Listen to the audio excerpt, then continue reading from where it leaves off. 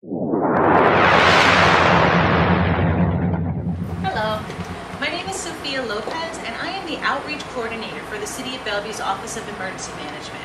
I want to first and foremost thank you for inviting me to come and talk to you today. September is National Preparedness Month, so I thought it was best to talk about individual emergency preparedness. So we're just going to cover a few points that I think would be useful for you to have in order to make yourselves better prepared should something arise where in the event of an emergency. We're going to talk about how to make a plan, what you should consider when making your plan, who should be involved, and then once you have your plan, do you have a kit? Are you able to provide for yourself should resources not be available to you? And then what are some avenues of information available to you? How can you best be informed to be prepared before a major disaster occurs? So when making your plan, some things you want to consider: your family, your pets. Do you have special needs? These are things that you can ask yourself and kind of formulate a way to address what it is you will need. Daily conveniences can be hindered in the event of a disaster, and so having a plan pre-thought out can kind of help that process of sustaining yourself run a little more smoothly. Communication. How are you going to communicate with your family if you're separated? Do you have a pre-designated location that you can regroup and reconvene to meet at should you not be together in the event of a disaster?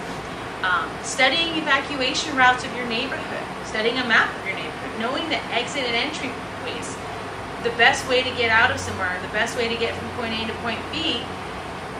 Know that in the event of a disaster, your stress levels are heightened, transportation means are going to be hindered, and you want to be able to know that you're ready and you'll know how to best go about protecting yourself.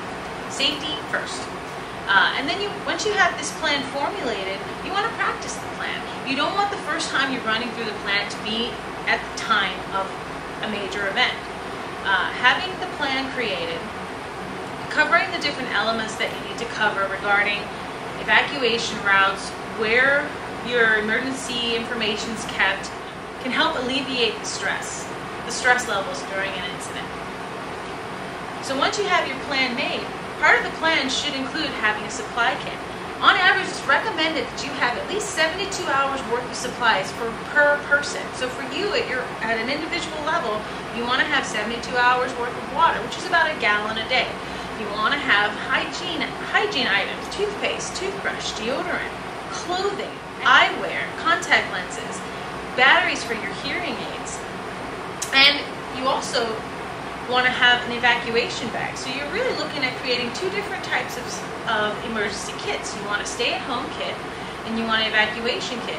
You want to consider your pets, you want to consider your family, and you want to be able to sustain your health and your needs for at least 72 hours, if not up to 2 weeks.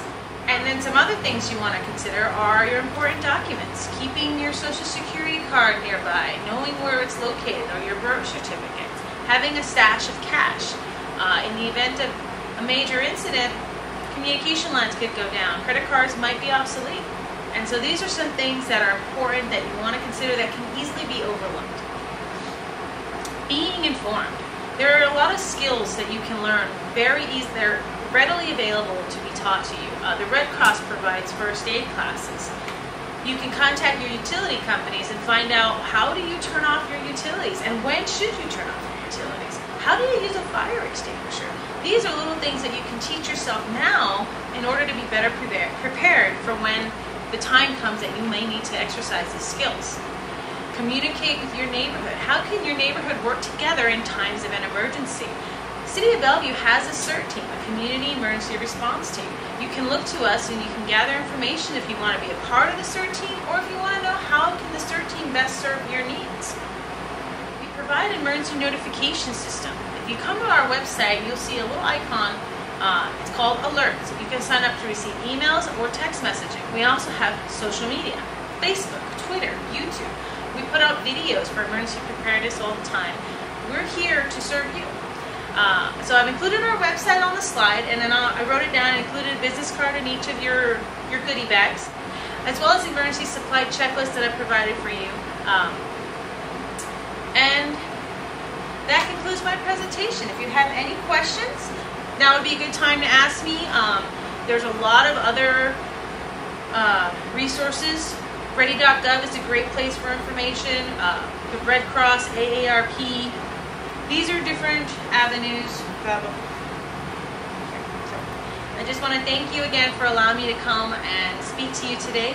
I hope I was able to provide some insightful information, and please don't hesitate to contact me. I'm here to help you be better prepared. And so any way I can do that, I'm happy to oblige.